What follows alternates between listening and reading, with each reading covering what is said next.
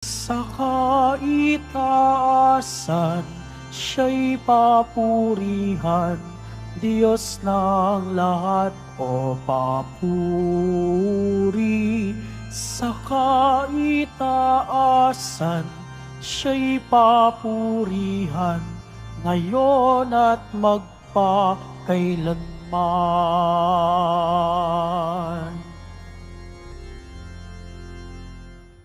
Simulan na po natin ang ating banal na pagdiriwang sa ngalan ng Ama, ng Anak at ng Espiritu Santo. Amen. Ang pagpapala ng ating Panginoong Jesucristo, ang pag-ibig ng Diyos Ama, at ang pakikipagkaisa ng Espiritu Santo naway sumainiyong lahat.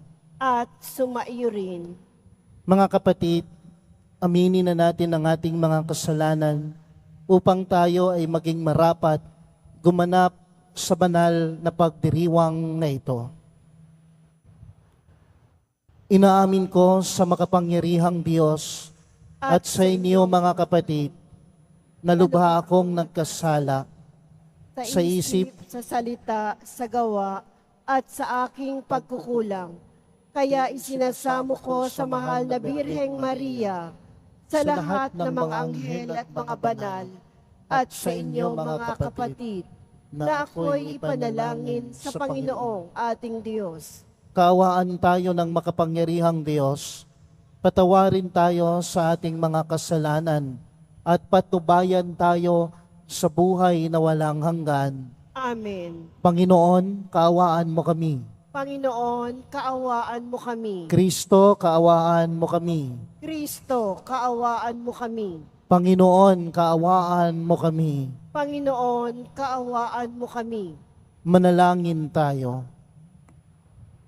Ama naming makapangyarihan, hinirang mo si San Ignacio de Loyola para ilaganap sa tanan ang lalong ikadarakila sa iyong ngalan.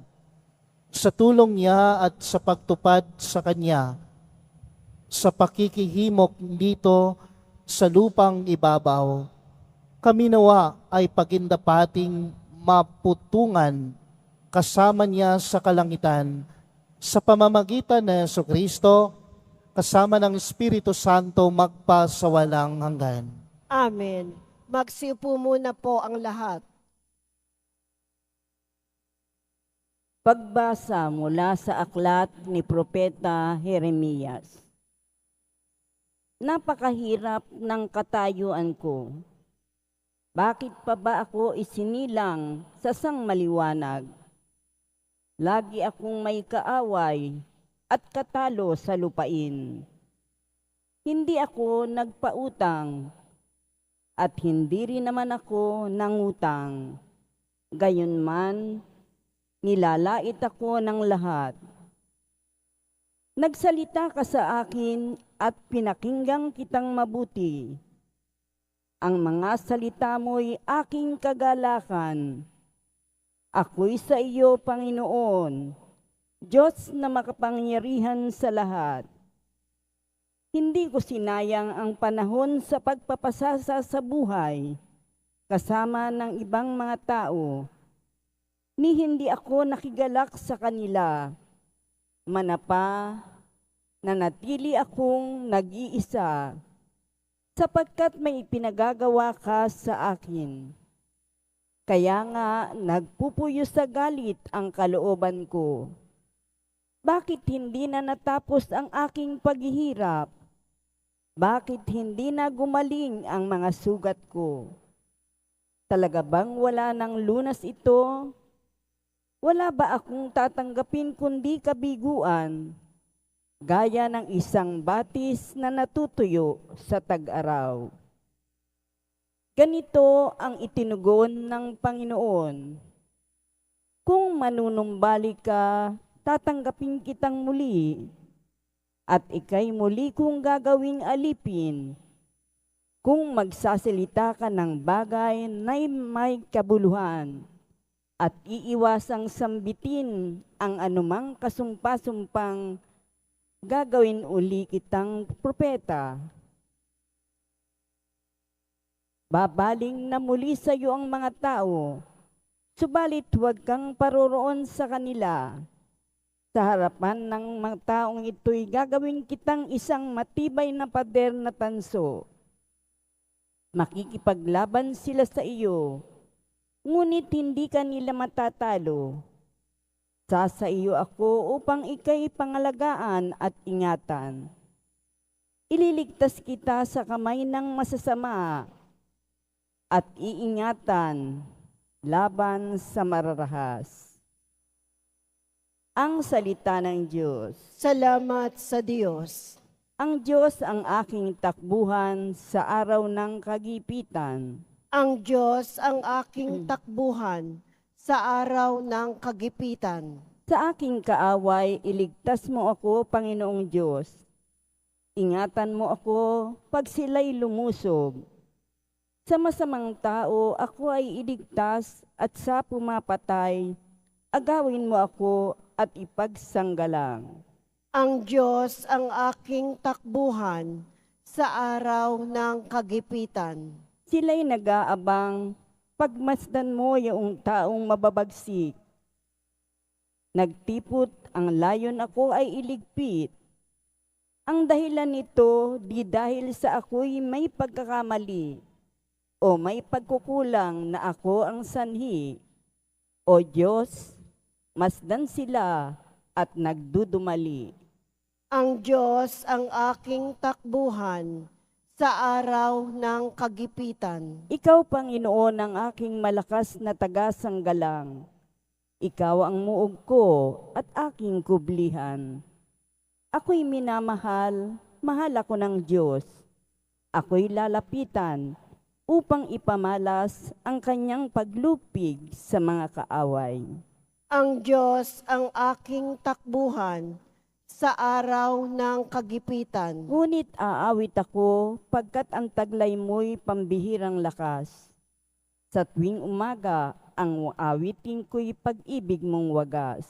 Ang Diyos ang aking takbuhan sa araw ng kagipitan. Pupurihin kita, tagapagtanggol ko at aking kublihan. Diyos kong mapagmahal. Ang Diyos ang aking takbuhan sa araw ng kagipitan. Magsitayo na po ang lahat.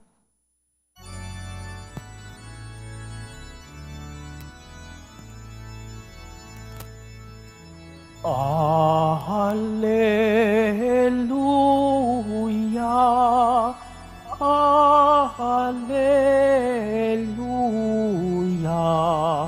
Alleluia, Alleluia.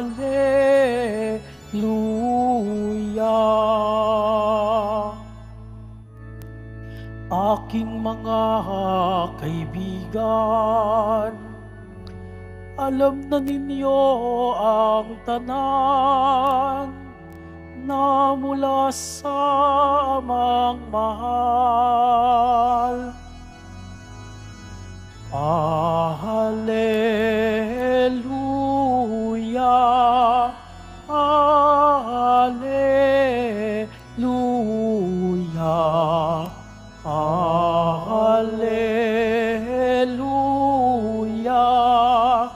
Alleluia.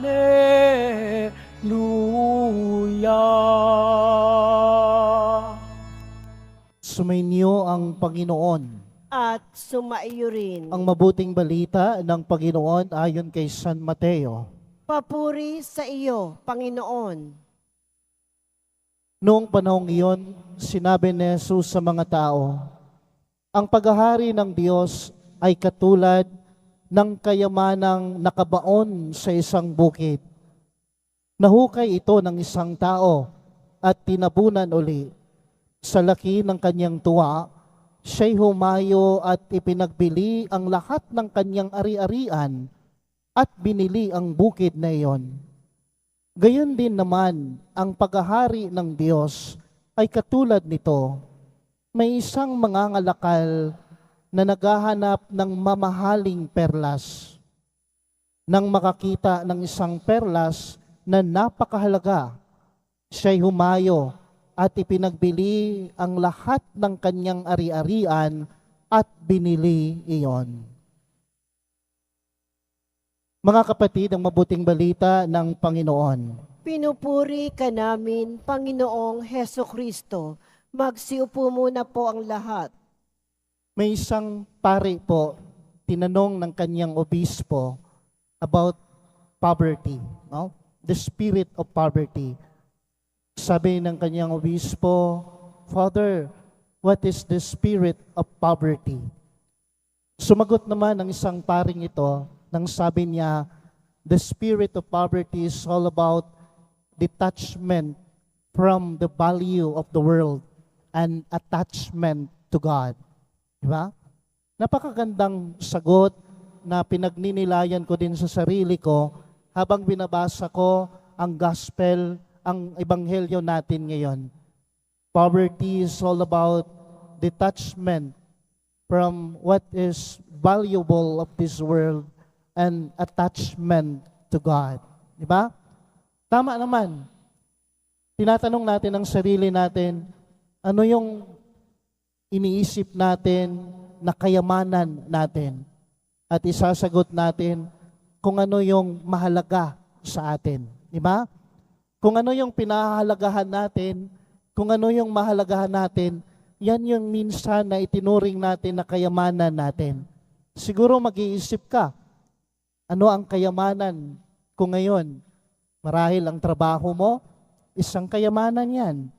Pamilya mo, itinuring mong kayamanan. Career mo, pangarap mo, mitiin mo sa buhay, o ano pa. Yan yung mga kayamanan natin sa mundong ito. Pera, kayamanan natin yan. Yung manaimpok mong pera sa bangko, itinuring na kayamanan natin yan. Kasi ulitin ko, kung ano ang pinahahalagahan natin, yan yung itinuturing nating kayamanan.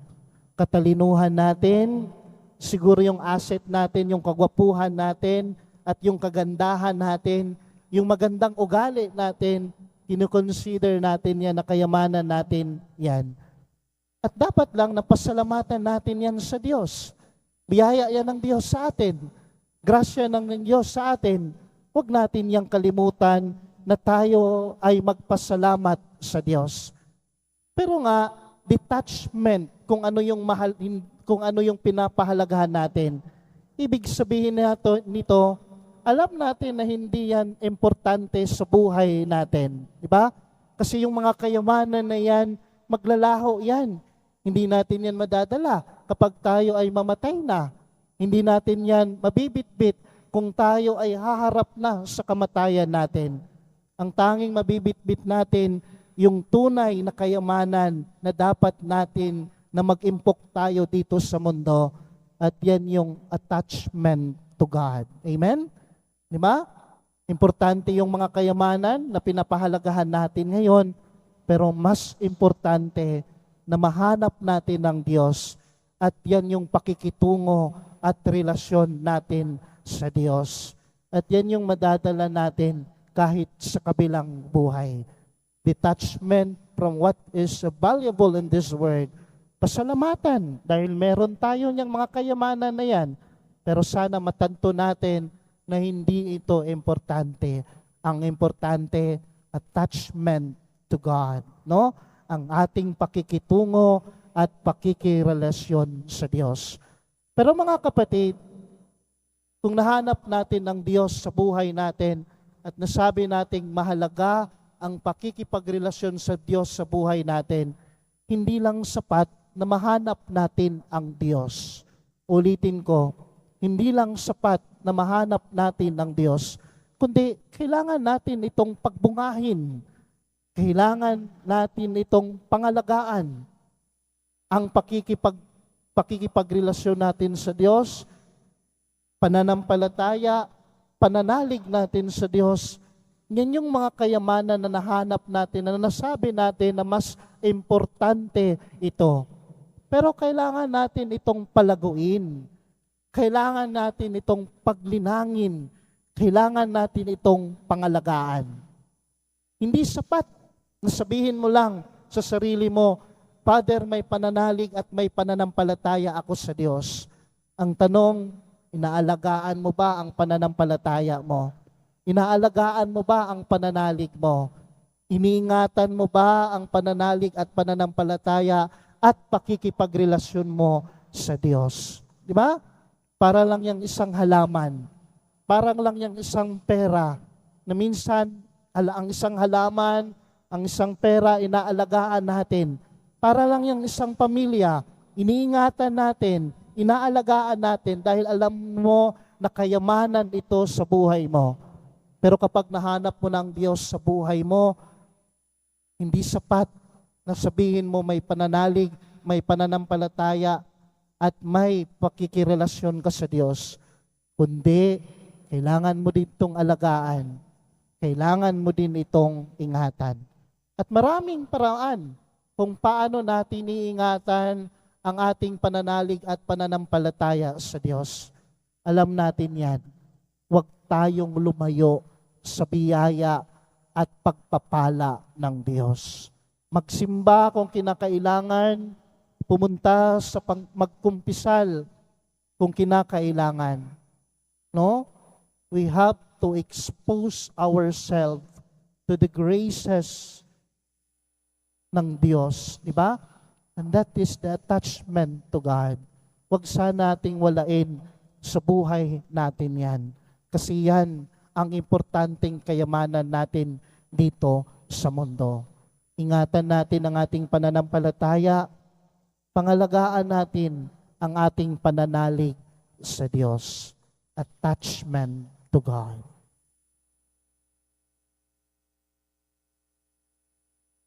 Magsitayo po ang lahat.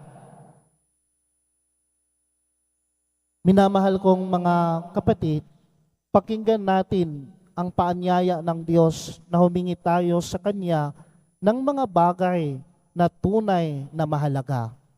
Sa bawat panalangin ng ating itutugon, Panginoon, Ikaw ang aming Diyos at ang lahat sa amin.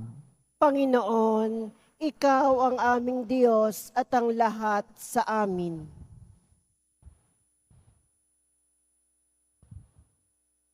Ang Santo Papa at mga obispo naway magabayan at maliwanagan ng karunungan ng Ebanghelyo. Manalangin tayo. Panginoon, Ikaw ang aming Diyos at ang lahat sa amin. Atin nawang gamitin ng mahusay ang mga mahalagang bagay para sa ating ikabubuti at huwag tayong maging mga alipin ng kasakiman at pagkamakasarili. Manalangin tayo.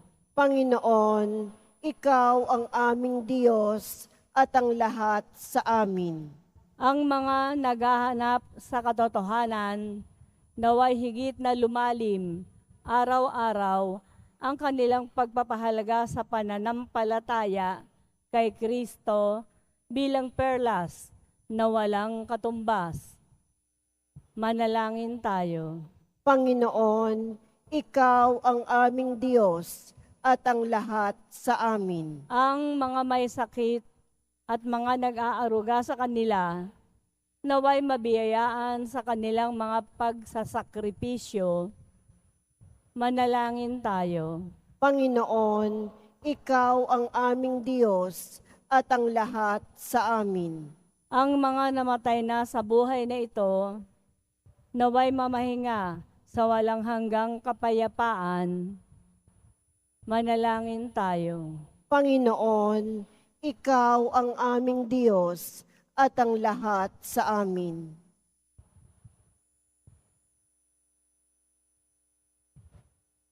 Diyos Ama sa langit, bukal ng lahat ng kabutihan sa buhay, tulungan mo kaming gamitin ng wasto ang iyong mga biyaya at magbunyi kami sa kayamanan ng iyong pagmamahal. Hinihiling namin ito sa pamamagitan ni Kristong aming Panginoon. Amen. Magsiupo muna po ang lahat.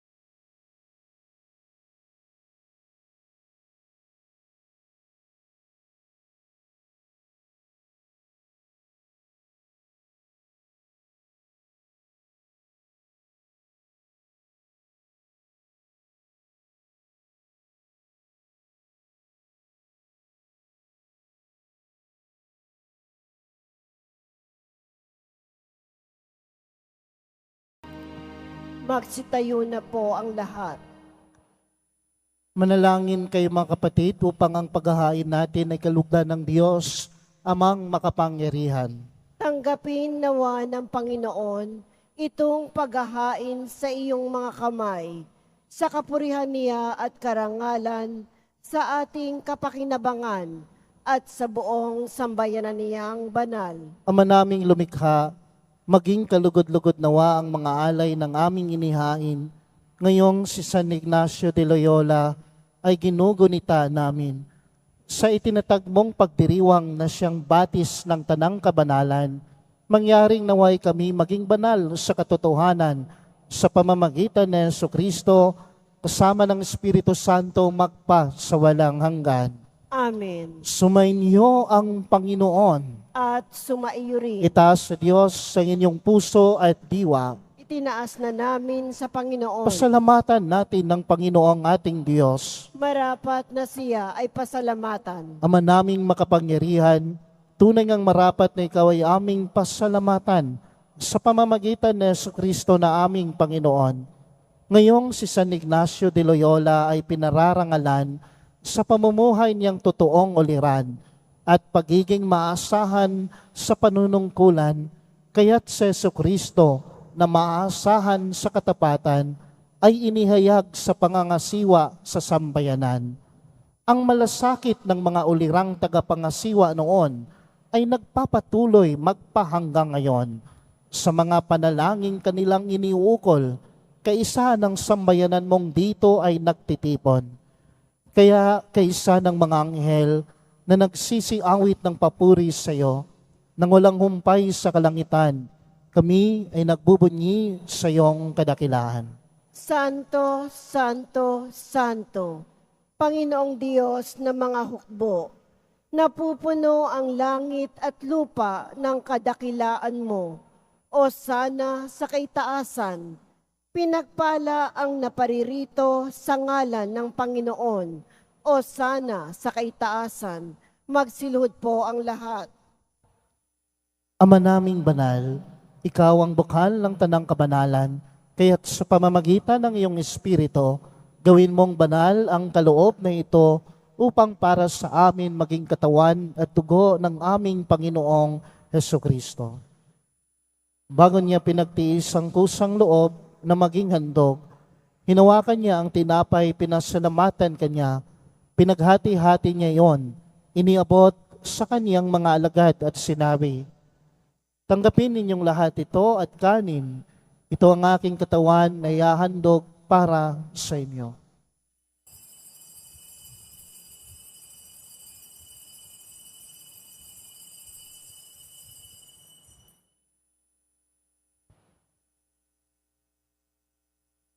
Gayon din naman matapos ang hapunan, hinawakan niya ang kalis, muli kanyang pinasalamatan. Iniabot niya ang kalis sa kaniyang mga alagad at sinabi, tanggapin ninyong lahat ito at inumin. Ito ang kalis ng aking dugo, ng bago at walang hanggang tipan. Ang aking dugo na ibubuhos para sa inyo at para sa lahat sa ikapagpapatawad ng mga kasalanan. Gawin ninyo ito sa pag-alala sa akin.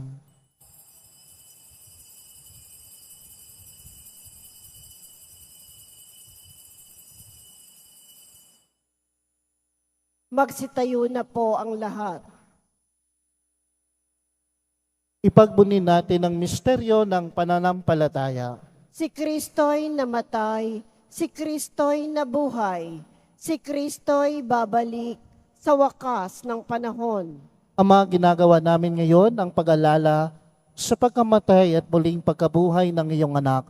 Kaya't iniaalay namin sa iyo ang tinapay na nagbibigay buhay at ang kalis na nagkakaloob ng kaligtasan. Kami ay nagpapasalamat dahil kami ay iyong minarapat na tumayo sa harap mo para maglingkod sa iyo. Isinasamo namin kaming magsasalo-salo sa katawan at dugo ni Kristo ay mabuklod sa pagkakaisa sa pamamagitan ng Espiritu Santo. Amalingapin mo ang iyong simbahang laganap sa buong daigdig. Puspusin mo kami sa pag-ibig. Kaisa ni Francisco ang aming Santo Papa at ni Jose na aming arsobispo at ng Tanang Kaparian. Alalahanin mo rin ang mga kapatid naming nahimlay nang may pag-asang sila ay muling mabubuhay, gayon din ang lahat ng mga pumanaw. Kaawaan mo sila at patuloyin sa iyong kaliwanagan. Kaawaan mo at pagindapatin kaming lahat na makasalo sa iyong buhay na walang wakas. Kaisa ng mahal na Birheng Maria na ina ng Diyos, ng kabiyak ng puso niyang si San Jose, kaisa ng mga apostol, ni San Juan Bautista, at ng lahat ng mga banal na namuhay dito sa daigdig ng kalugod-lugod sa iyo. May pagdiwang nawa namin ng pagpupuri sa kararangal mo sa pamamagitan ng iyong anak na aming Panginoong Hesukristo. Sa pamamagitan ni Kristo kasama niya at sa Kanya, ang lahat ng parangal at papuri ay sa iyo, Diyos samang makapangyarihan, kasama ng Espiritu Santo magpa sa walang hanggan. Amen. Sa tagubilin ng mga nakagagaling na utos sa turo na Jesus, na Panginoon natin at Diyos, ipahayag natin ng lakas loob. Ama namin, sumasalangit ka. Sambahin ang ngalan mo. Mapa sa amin ang kaharian mo. Sundin ang loob mo dito sa lupa para nang sa langit. Bigyan mo kami ngayon ng aming kakanin sa araw-araw at patawarin mo kami sa aming mga sala para nang pagpapatawad namin sa nagkakasala sa amin, at huwag mo kaming ipahintulot sa tukso at iadya mo kami sa lahat ng masama. Hinihiling namin kami, Diyos, sa lahat ng masama, pagkalooban ng kapayapaan araw-araw, iligtas sa kasalanan at ilayo sa lahat ng kapahamakan, samantalang aming pinananabikan ang dakilang araw ng pagpapayag ng tagapagligtas naming sa Hesukristo. Sapagkat iyo ang kaharian at ang kapangyarihan at ang kapurihan magpakailanman. Amen. Panginoong Hesukristo, sinabi mo sa iyong mga apostol, kapayapaan ang iniiwan ko sa inyo. Ang aking kapayapaan ang ibinibigay ko sa inyo. Tungayan mo ang aming pananampalataya at huwag ang aming mga pagkakasala. Pagkalooban mo kami ng kapayapaan at pagkakaisa ayon sa iyong kalooban, kasama ng Espiritu Santo magpa sa walang hanggan. Amen. Ang kapayapaan ng Panginoon ay laging sumainyong lahat. At sumaiyo rin. Magbigayan po tayo ngayon ng kapayapaan sa isa't isa. Kordero ng Diyos na nag-aalis ng mga kasalanan ng sanlibutan, maawa ka sa amin. Kordero ng Diyos na nag-aalis ng mga kasalanan ng sanlibutan, maawa ka sa amin. Kordero ng Diyos na nag-aalis ng mga kasalanan ng sanlibutan, ipagkaloob mo sa amin ang kapayapaan. Magsiluhod po ang lahat. Narito ang kordero ng Diyos na nag-aalis ng mga kasalanan ng sanlibutan. Mapalad ang inanyayahan sa kanyang piging. Panginoon, hindi ako karapat-dapat na magpatuloy sa iyo, ngunit sa isang salita mo lamang ay gagaling na ako.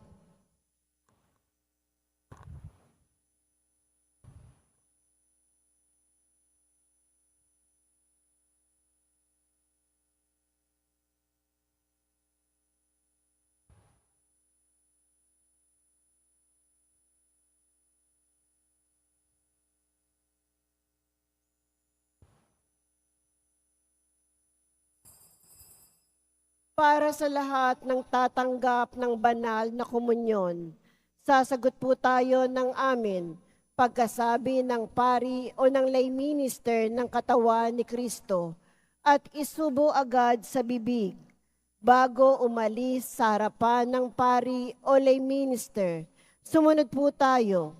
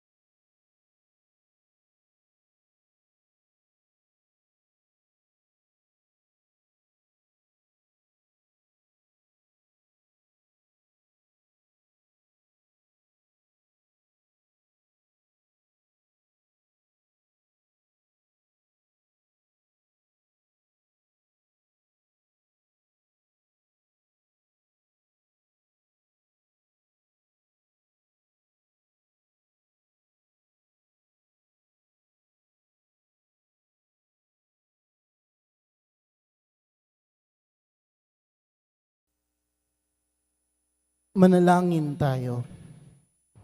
Ama naming mapagmahal, ang paghahain namin ng pagpupuri at pasasalamat ngayong ginugunita si San Ignacio de Loyola ay humantong nawa sa ikadarakila kailan paman ng iyong kamahalan. Sa pamamagitan ni Jesucristo, kasama ng Espiritu Santo magpa sa walang hanggan. Amen. Sumainyo ang Panginoon. At sumaiyo rin. Pagbabasbas. Mahal na pong Jesus Nazareno, inihayag mo sa pamamagitan ng krus ang walang maliw na pag-ibig ng Diyos sa sangkatauhan. Pakinggan mo ang kahilingan ng iyong angkan na nagsusumamo sa iyo. Makamtanawa nila ang iyong katugunan at tanggapin ang kasagutan ng may utang na loob na tinatanaw. Basbasan din po ninyo ang mga dala-dala nilang mga imahen at dasalan sa pamamagitan ng bendisyon na ito na may maalala nila ang mga pangako nila noon sa binyag na ikaw ang kanilang ibigin at paglilingkuran bilang Panginoon magpa sa walang hanggan. Amen. Pagpalain kayo ng makapangyarihang Diyos, ang Ama, ang Anak at ang Espiritu Santo. Amen. Humayo kayong taglay ang kapayapaan ng pong Jesus Nazareno. Salamat sa Diyos.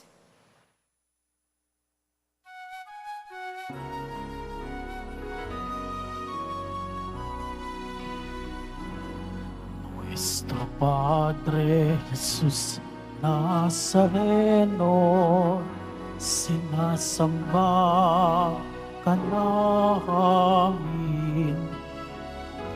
Pinipintuho ka namin. Aral mo ang aming buhay at kaligtasan. Nuestro Padre Jesus Nazareno, iligtas mo kami sa kasalanan. Ang krus mong pinamatayan ay sagisag ng aming kaligtasan. Nuestro Padre Jesus Nazareno, dinarangal ka namin. Nuestro Padre Jesus Nazareno, niluwalhati ka namin. Nuestro Padre Jesus Nazareno, dinarangal ka namin. Nuestro Padre Jesus Nazareno, niluluwalhati ka namin.